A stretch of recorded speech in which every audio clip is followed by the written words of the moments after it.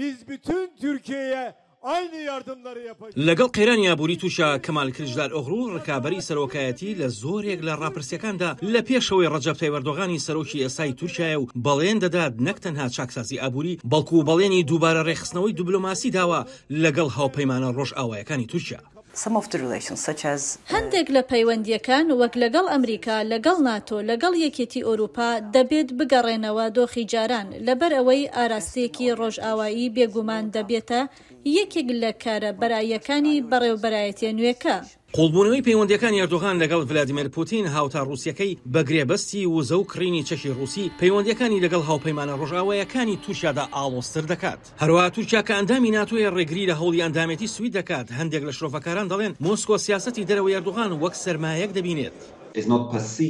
لەلایەن مۆسکۆوە تورکیا وەک لایەنگری ڕووسیا داناژێت، وەک لایەنگری سەیر دەکرێت، بەڵام زۆر سەختە پشتیوانی بێت.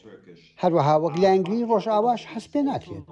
پێم وایە ئەوە لایەنە سەرچێکەیە کە لە کارنامەی مۆسکۆدا جێ دەبێتەوە.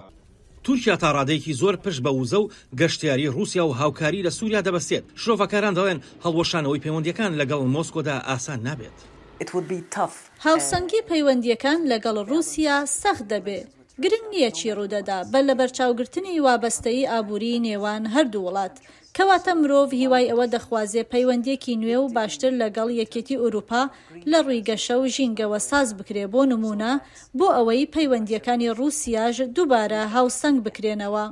خراپی تۆماری مافەکانی مرۆڤی تورکیا بۆتە هۆی هەڵپەساردنی هەوڵی ئەندامەتی لە یەکێتی ئەوروپا لە ماوەیەکی زۆر لەمەوبەرەوە. ئێستا کە پەیوەندیەکانی زیاتر لە ئاسی مامەڵەکردندان وەک ڕێکەوتنەکەی ئەنکەرە لەگەڵ یەکێتی ئەوروپادا بۆ میوانداریکردنی کۆچبەران لە بەرامبەر پارەی کاشدا. کلیژدار ئۆغڵو سوێن دەخوات دەستوورێکی نوێ لەسەر بنەمای مافەکان دابنێت کە بە وتەی خۆی ڕێگە بە هەوڵەکانی تورکیا دەدات بۆ ئەوەی ببێتە ئەندامی یەکێتی ئەوروپا.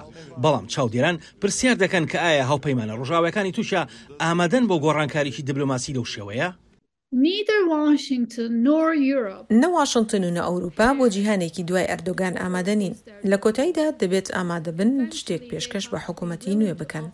جا گفتوگویەکی استراتیژی بێت، دەستپێکردنەوەی دانوستانەکانی ئەندامەتی یەکێتی ئەوروپا بێت وەک دەزانن، یا تەنانەت گەڕانەوە بۆ دەستپێکردنەوەی هاوپەیمانی ئەتلانتیک لەگەڵ تورکیا وەک بەشێک لەو هاوپەیمانیە.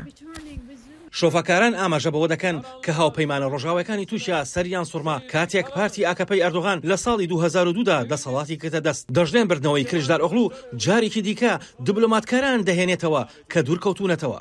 ئاسۆ جەبار بۆ راپۆرتی دۆریان جۆنس، دانگی ئەمریکا، ئەستەنبوڵ.